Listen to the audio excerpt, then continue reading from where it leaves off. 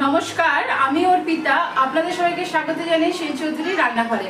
আজ আমি আপনাদের সঙ্গে শেয়ার করব টপগাঁয় মাছের ঝাল। চলুন রান্নাটা সরাসরি শুরু করা যাক। দেখুন, টপগাঁয় মাছের ঝাল বানাতে আমি এখানে মাছ নিয়ে নিয়েছি। মাছটা আমি নুন আর হলুদ দিয়ে মাখিয়ে আমি রেখে দিয়েছি।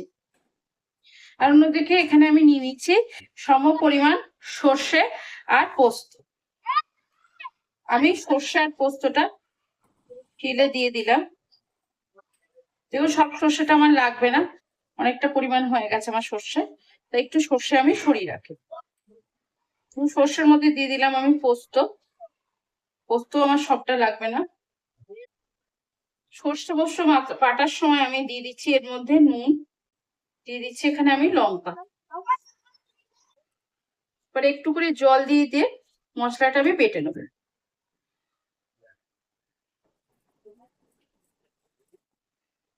দেখুন, মশলাটা মানে সর্ষে পোস্ত লঙ্কা নুন দিয়ে পুরো ভালো করে আমার বাটা হয়ে গেছে। এবার আমি এটা একটা বাটিতে তুলে নিলাম।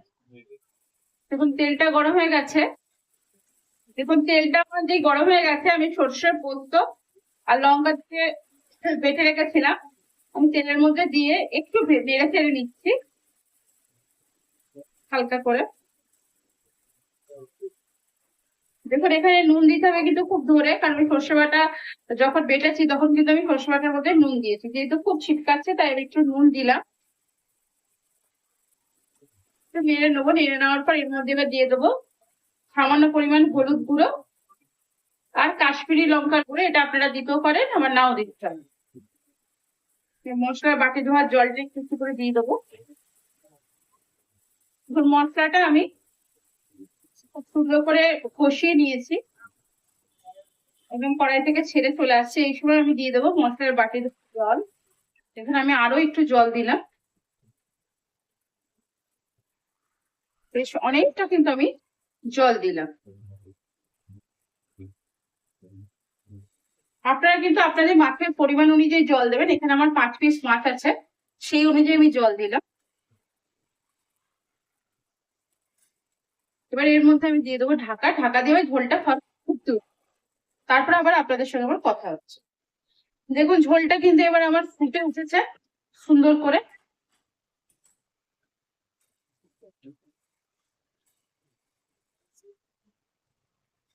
এবার এর মধ্যে আমি এই যে কাঁচা মাছগুলো নুন হলুদ মাখিয়ে রেখেছিলাম, এবার মাছগুলো আমি ঝোলের মধ্যে দিয়ে দেবো। এবার এটাকে ঢাকা দিয়ে আমি নিয়ে আছে একটু ফুটিয়ে নি। এটা হয়ে যাক, তারপর আপনাদের সঙ্গে আমার কথা হচ্ছে।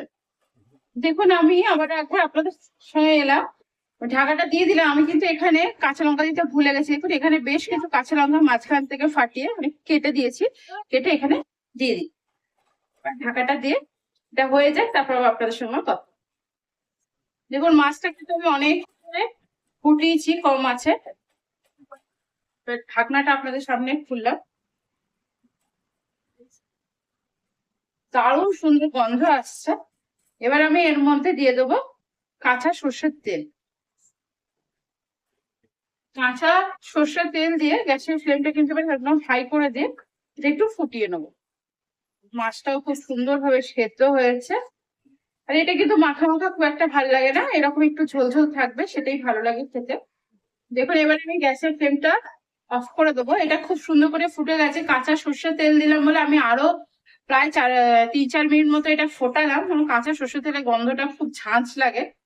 ফুটিয়ে নিলাম। আর আপনারা যদি কাঁচা সর্ষের তেলের গন্ধটা ভালো লাগে আপনাদের, তাহলে এতক্ষণ ফোটাবেন না, 1-1.5 মিনিট ফুটিয়ে নামিয়ে নেবেন।